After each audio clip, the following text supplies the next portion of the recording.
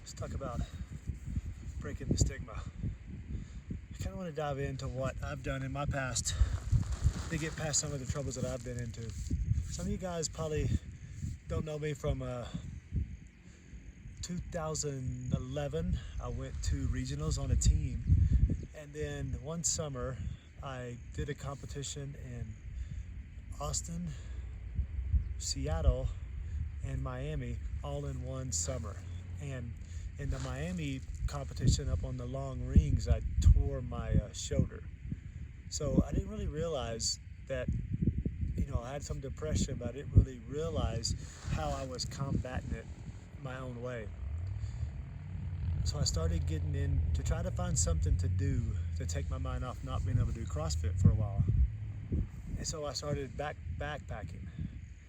And so I just kind of dove into these big adventures, and it kind of took my mind away from CrossFit and how sad I was I couldn't do the competitions like I used to do.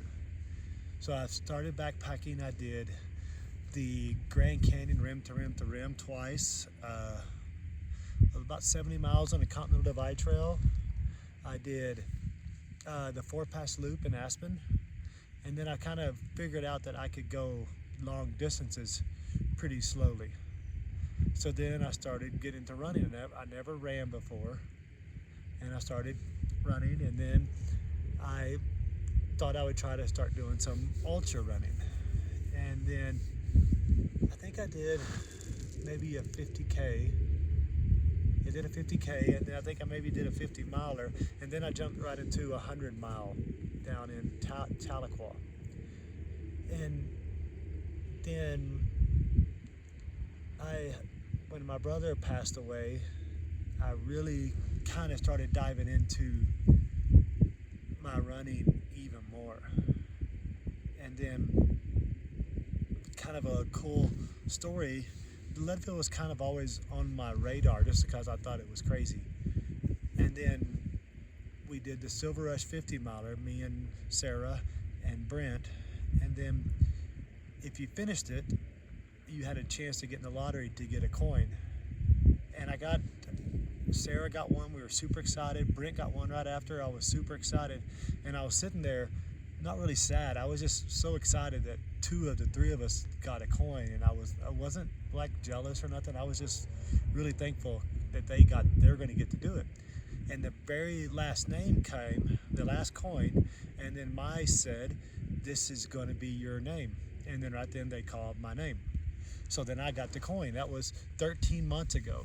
So we signed up for it, and then I didn't really realize that it starts the 19th, August 19th, this Saturday, and the 20th is my brother's birthday. Would have been my brother's birthday. So it kind of all went into, it's like it perfectly matched up to go on the 20th, which would be my brother's birthday. And then instead of being like sad that my brother had passed away and it's going to be his birthday, it just kind of flipped a switch, and it gave me something to even work harder toward. And so this, like the last 13 months, all I've been doing is not being sad about that, but just trying to be present and always be thinking that this is what I'm working toward. It's not about finishing the race. It's just about working hard and getting to this point. And it's a week out. I have averaged, for the last 3 months, I average over 50 hours a month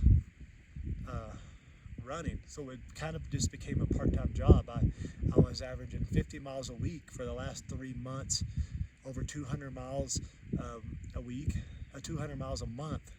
And it's never became like I didn't want to get up and do it. I've always been looking forward to getting up and working and doing what I needed to do to try to get myself ready for a mountain race, but living in Oklahoma.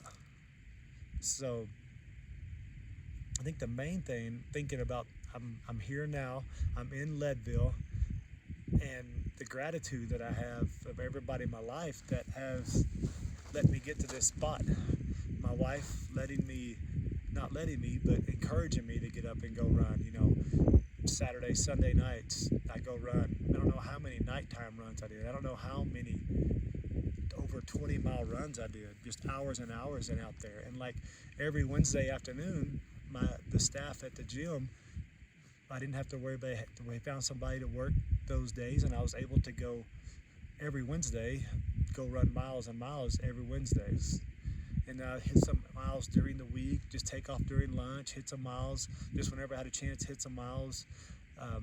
Able to work out, do the things, a bunch of sleds, a bunch of leg stuff, just a bunch of stuff to try to get me ready for this moment right now.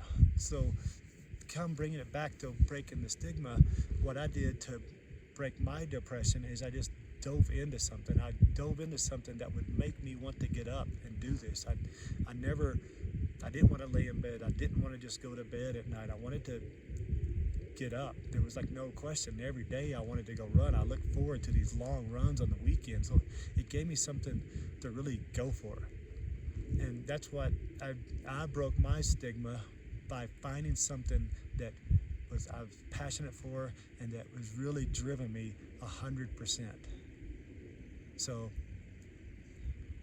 if you take something, what I've been doing the last few months is the destination, is what I've been working toward these last year is like, I'm excited for the race, but everything I did in the last year is really what kept me from being depressed, just working hard, getting up and going for it. Like when I was a golf pro and I was a kid, I was trying to play all the time and try to be on the tour. I would just always say to myself, fall in love with the struggle. And this is something I've thought about since I was 10 years old, is that it's not always going to be easy. It's going to be a struggle. Instead of being upset that it's a struggle, I just dive into the struggle. I mean, I'm fall in love with it. This is what I'm working toward. If you guys know about the Leadville, after 40 miles, you have to go over Hope Pass, which is 12,600 feet of elevation twice. And like I told Maya on the way down here, I'm not scared of it. I'm looking forward to the challenge of can I make myself get over that pass. Being from Oklahoma, not having really any elevation altitude training, I'm just looking forward to this battle, of this struggle, of trying to make it over Hope Pass and back, and then back home to Leadville. Just fall in love with the struggle.